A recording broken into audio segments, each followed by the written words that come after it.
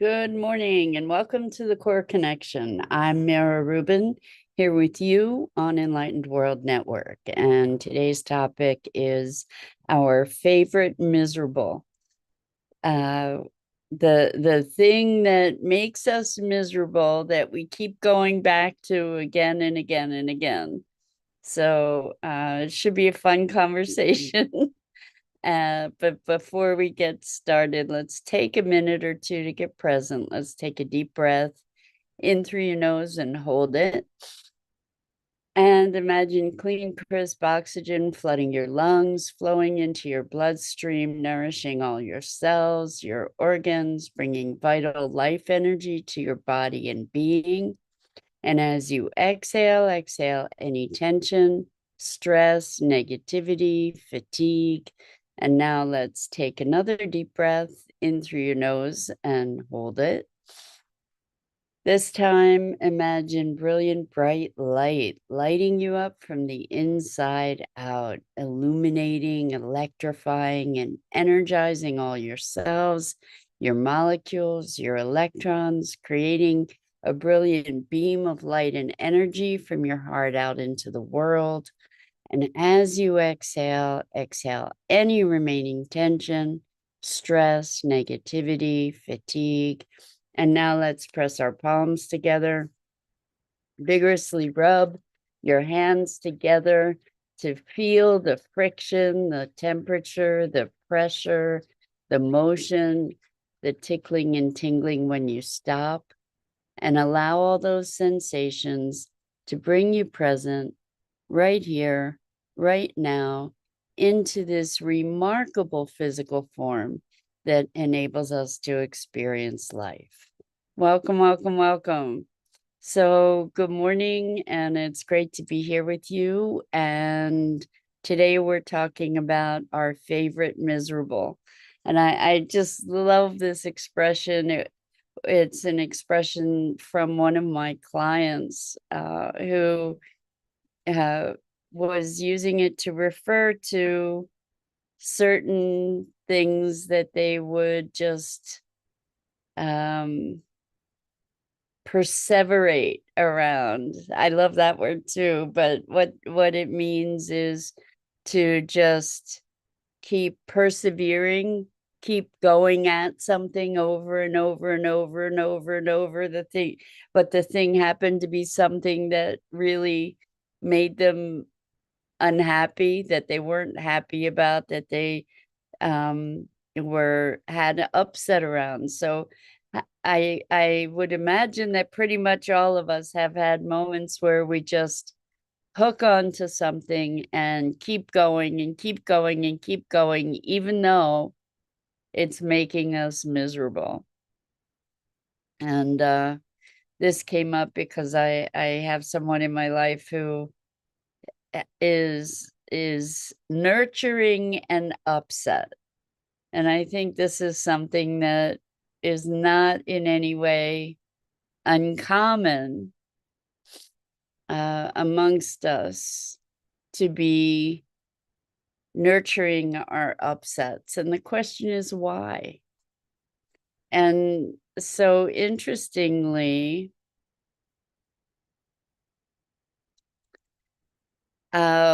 I think what happens is that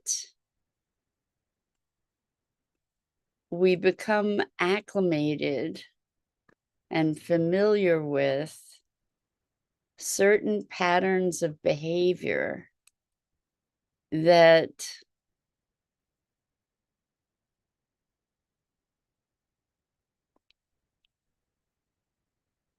are so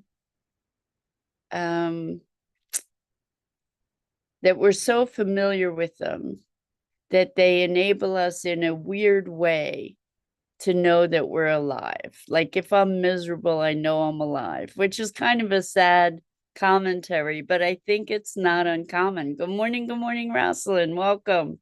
It's great to have you here with us this morning. We're talking about our favorite miserable, the baseline that so many of us go to because it's familiar. And it makes me remember another situation with a client where they said, what is it about being in emotional pain that I find so they appealing, so compelling, in a way so delicious. And what we came up with is that was how they knew they were alive, because they were feeling something. And I think that this is often the case with our favorite miserable, is like it's a way to feel something, which is kind of a sad commentary if you think about it. It's that we become acclimated to certain patterns of emotion that allow us a certain expressiveness that we might not have otherwise been able to reach. And unfortunately, it's also often through the experience of pain rather than the experience of joy. And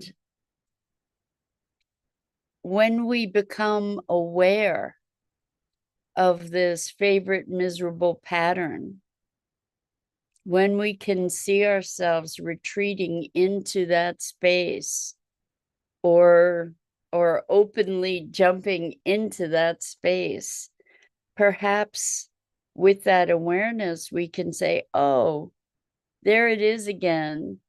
What do I actually prefer? Because we do have these ways of being able to get ourselves into a state, over circumstances that happen in life, and we just keep milking it. My mother recently used a phrase of, well, I'm just going to chew on that bone until all the marrow is gone, all the flavor is gone.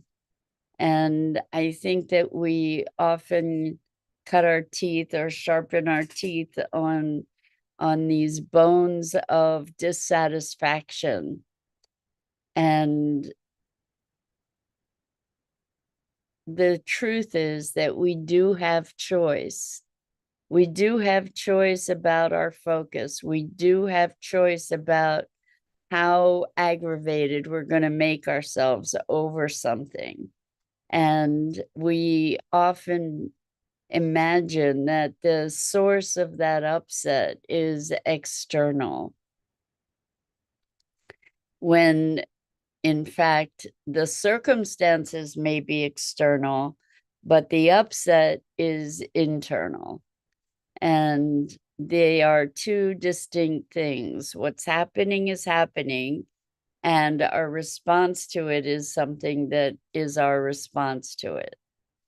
And we actually have the capacity to shift our response. We may not be able to shift the circumstances directly, but by shifting our response, it often impacts the actual circumstances as well, particularly when other people are engaged and involved. So my reacting with anger and upset and frustration is likely to impact other people engaged in the same situation in a way that is very different from the way they would be impacted if I were to be reacting with humor and playfulness. So when we manage ourselves, when we manage our responses and our emotional state and our reactivity, we do often have the capability to impact circumstances as they unfold. And there are times when circumstances are just circumstances, and we get to make the best of that, whatever that might mean.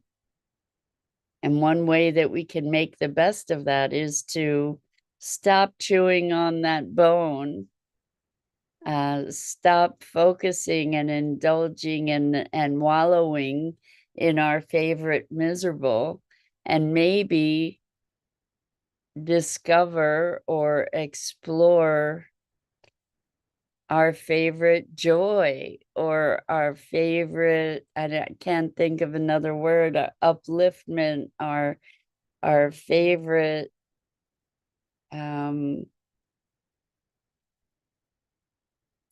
pleasures, joys, satisfactions, delights, our favorite delights, rather than our favorite miserable. To be able to intentionally shift our being state.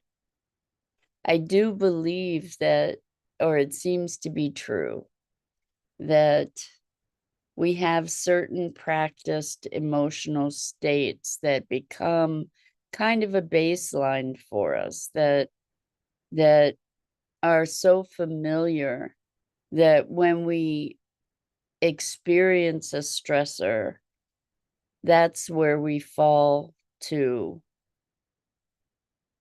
in an almost automatic way. So for years and years of my life, I was severely depressed.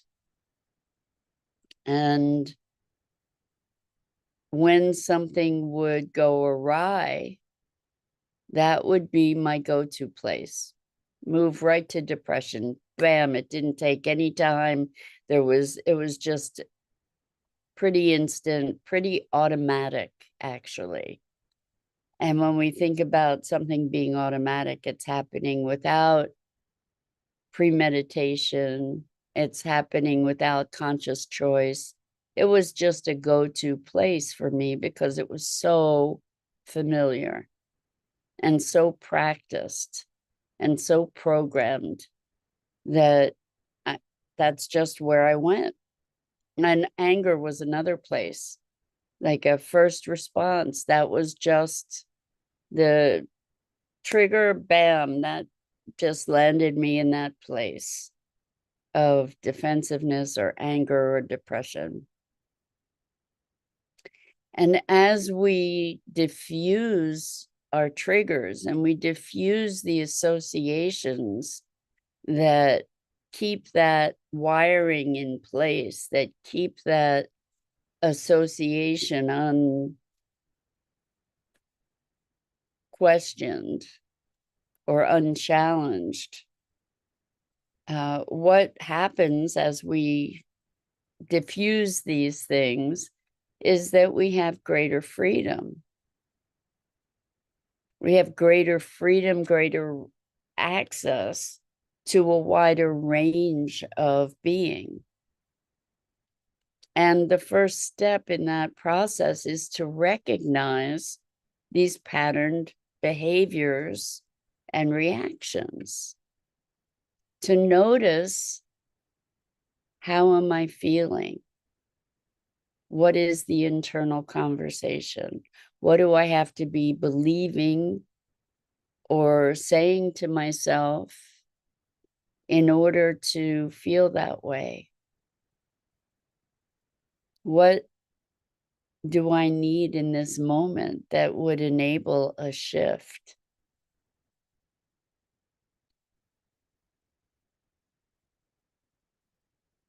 And it may be a choice. Like, first, the will to say, you know what?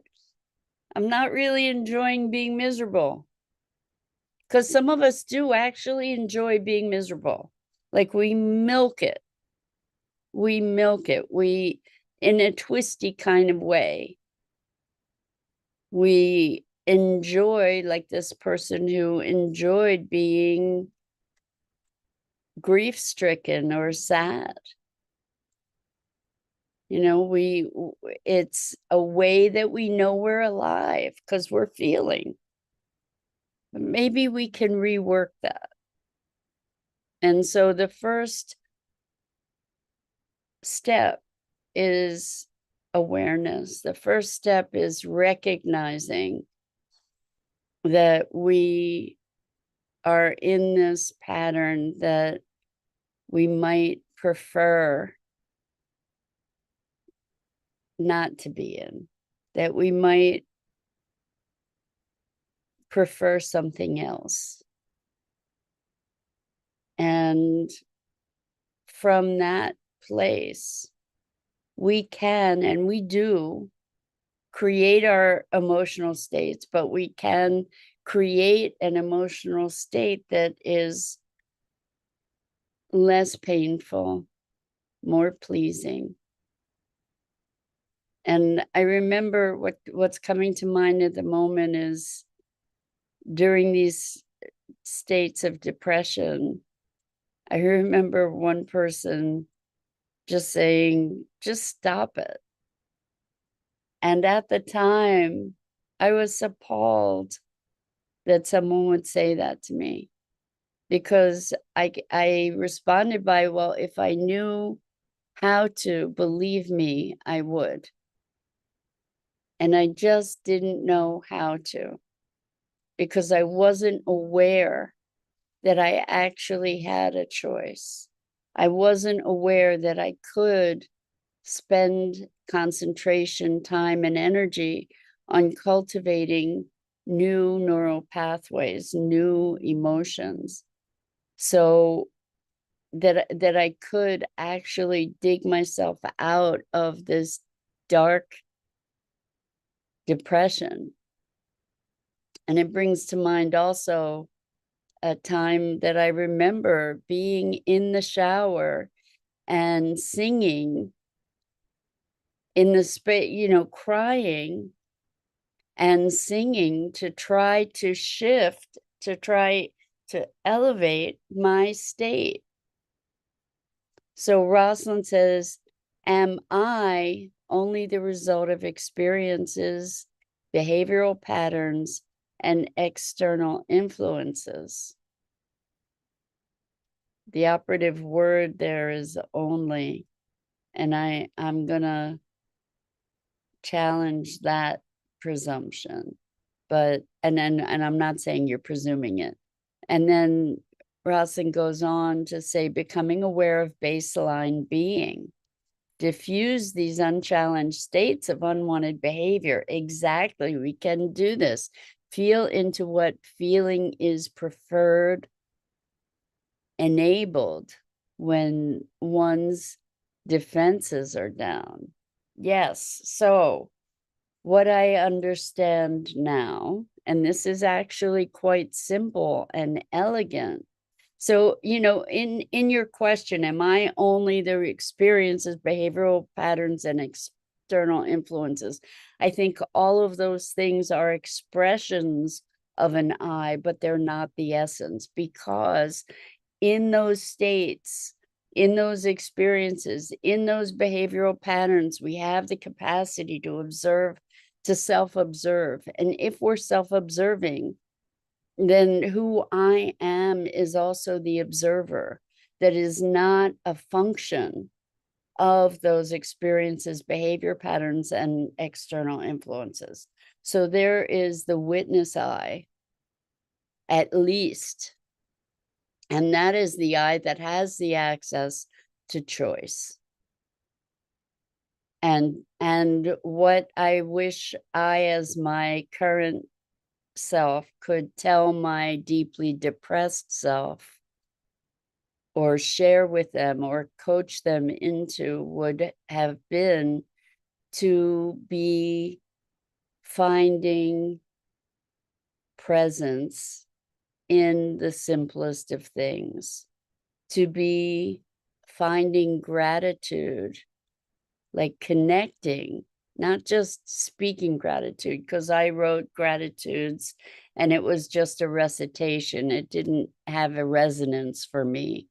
but to presence oneself to appreciation for instance, beauty. So Rosalind says that is the I that has access to choice. I love that. Yes, we do. We do have that access. The I that is the observer is the one that then can initiate choice. And from that space, there's several things that can move us emotionally, energetically into a different frequency, a different emotional state. And one of those things is appreciation and gratitude.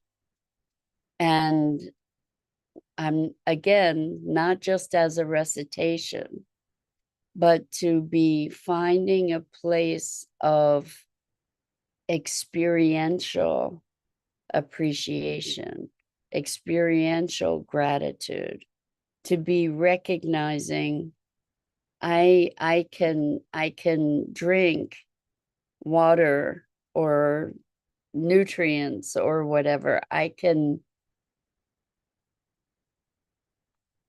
allow my body nourishment. I can feel these sensations. Even I can feel the sensation of depression. What does that feel like in my body? So curiosity is a way that we can step into that observer realm, actually. So here I am in an experience, immersed in it, believing that that is the scope of my existence. When I become curious, what we're doing, and this is just clicking actually for the first time, connecting some dots, that because for a long, long time I've said curiosity is the antidote to judgment, and curiosity is one of the most powerful tools that we have for personal evolution. But I guess I wasn't making the conscious connection that curiosity is how we step into this observer role, the I that is witness, the I that is more of a meta experience, that is able to have an exercise choice. So when we step into curiosity, now we're moving into this observer mode where we have greater awareness and greater perspective. We're actually sort of zooming out to be able to see things more broadly in order to be able to ask the questions that exercise that curiosity. So curiosity is a profound tool for moving out of a particular state and into a greater capacity for choice. Gratitude and appreciation is another tool to be able to move into a different state of being, to actually be presencing ourselves to gratitude. If we can presence ourselves to love, that too is a super powerful, transformative tool. For me, I need typically a bridge to that. And for me, one of the bridges to love is beauty, and also to gratitude is beauty. So beauty in nature.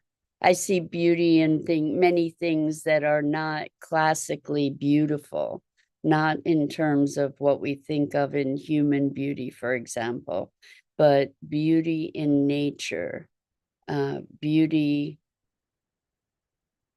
That's where I find my first impulse or access to beauty is through nature, whether it be something like my desk, which is made of oak. and the wood and the grain and the magic of that. Even again, it's nature. Or the magnificence of water that we can imbibe, that hydrates our body, that moves life, the life of the water into the life of the body, this incredible communication. And with food and with tastes, when we become present to our senses. In other words, presence is another way, another pathway to being able to shift our state of being so that we don't have to remain acclimated to this favorite miserable, that we can actually open up a broader spectrum of possibility to ourselves. And it takes that cultivated willingness to shift. And that willingness to shift can also often come from an extreme of pain that drives us to desire something else, something different from that pain. So the favorite miserable in its way has its own comforts, but after a point, we look for relief, and we can actually cultivate that relief through these various channels. So that's it for this morning. I'm Mira Rubin. This is the Core Connection, and I go live here each weekday morning at 9 a.m. Eastern on the Enlightened World Network Facebook page and YouTube channel. And I invite you to please like, follow, and share Enlightened World Network and me. The links are in the description. And until next time, I am always so grateful for the opportunity to share these musings on being human. And so until next time, so much love to you.